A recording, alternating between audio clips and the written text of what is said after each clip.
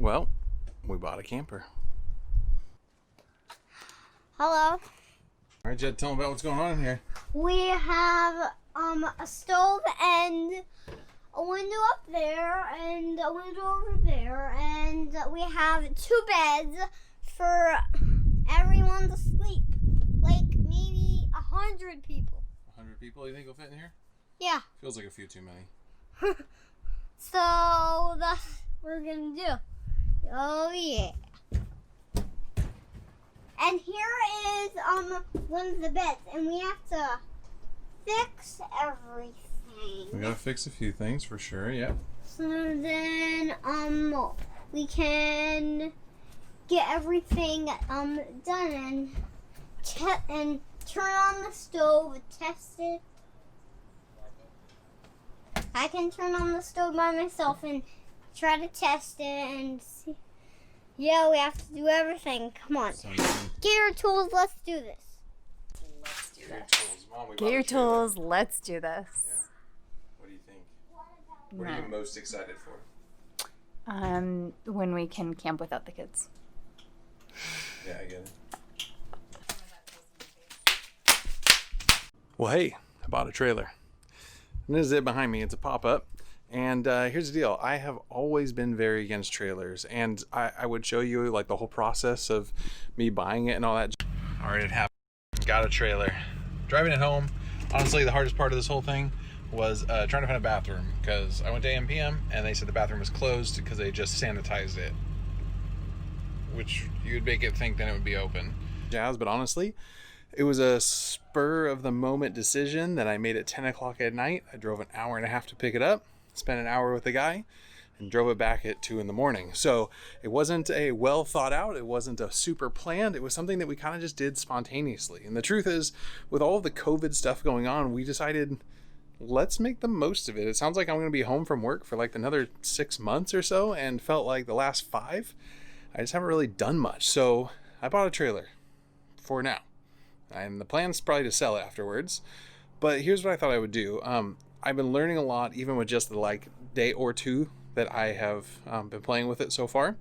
And I figured I'd want to show you. You might have this idea of during this COVID, maybe a trailer is a good idea for you. So I just kind of want to show you what I'm learning, and you can make some decisions on your own, and I'll show you what's going on. So let me just start walking you through what's going on here. All right, so this is a Starcraft Starflyer. Now, I live in a condo and I don't have a lot of space, so it is not popped up all the way, just so I can get inside and work on it. And here's the deal. This thing weighs, I think like 1,100, 1,200 pounds empty. The max load is like 1,800 pounds, so you can't put a lot in it. And I found this on Craigslist. The guy said I did some upgrades. I did some things. I lifted it, put some bigger tires on, and left it pretty much stock besides that. The truth is, it's not really what happened. So let me show you. When I went to go look at the trailer, it was late at night. I did the best I could. I looked at a few things. I looked at the tires, make sure there's no cracks, no weird wear.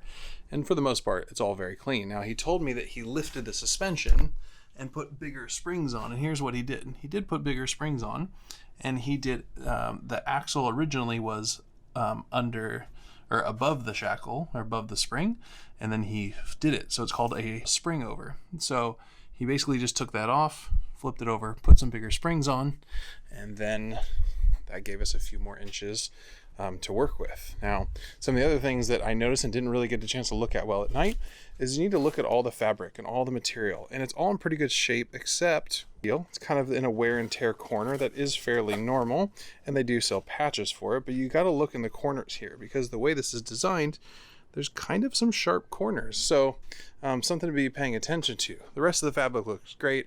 There is a little hole in the screen on the other side, which my son immediately stuck his finger into and made larger. But here's some of the other things that you want to look into, something that I kind of did and should have paid more attention to. Now, inside here, this is the refrigerator. And the first thing I should have noticed, which maybe you already did, is this is speaker wire. Now, he told me, hey, I put speakers inside at the stereo, and I immediately thought, oh, that must just be part of it, and I'm seeing it, and then realized, no, that's wired into electrical. Does it work? Yes. Is it correct? No, it's not correct at all. So he put this switch here to put some extra cooling fans in, which feels unnecessary. And then with looking a little closer, you might notice it's missing the cap for the fuse. Well, that's because it's gone and it's replaced with a paper clip. That is dangerous and that is not okay. So I'm immediately fixing that because that's a big deal. So those are just some things to be paying attention to. What does the electrical look like? Now here is the cord. It's a 30 amp cord. To plug it into your house, you have to buy this thing called a dog bone, which I did purchase. Now coming over here, I am going to put solar on the roof. I do have a couple of solar panels and he gave me one that he had wired up. So I took it off, disconnected it. I'm going to mount it permanently on the roof. And what I'm going to do for now, because I don't know what exactly we are doing with this trailer, I'm going to run a cable just down the side here. So it's going to loosely hang. I'll tie it up while we're driving. And then when we're not driving, I will, when it's popped up, it'll be extended very nicely. So right underneath here in the front of the trailer, some of the, let's see, so I've got my battery pack up there, but he did install 2 Interstate Deep Cycle 6-volt. They are golf cart batteries. And I was like, awesome, upgrade. And I was like, why aren't the 12 volt things working? Well, inside this fuse, I threw one in there, but there was another paper clip, which is weird. And it got all corroded. So it's been like that a long time. And I tried sticking a fuse in there. Didn't work because that's the wrong size fuse. I'm going to have to cut that off and re-solder that on. And I want to show you something that was confusing to me. When I looked underneath the trailer, that's just particle board, which is odd. I assumed that that would be sealed, and I did some research and realized it's normal. It's some sort of special, I don't know, some sort of special plywood that's supposed to resist water and rot. Whatever. That's the way it is. They say don't seal it. I just think it's funny. But all of the wires run right underneath here. So everything's really easy to get to. And this is a box right there. Is a box seat that you sit on inside. I'm going to drill a hole. You can see that's how they manufacture RAN wires. So I might as well do the same thing. So I'm going to run our solar wires right in through there on our solar setup, which I will show you. This is a 240 watt panel. Got a couple of them, but I only have one on here. We use drill or screw, drill, whatever, holeless mounts. So they use a special glue, clean it really well, put a nice bead of glue all the way around it, stick it on, and then this is tape just to help with aerodynamics, really does nothing.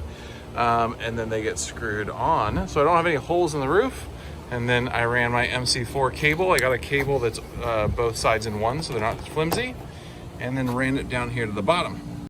Now this was just kind of the initial thing to do, but here's our controller, and you can see right now, we are looking at 29.6 volts in at half an amp because the battery is full at 13.5 volts at 1.1 amps.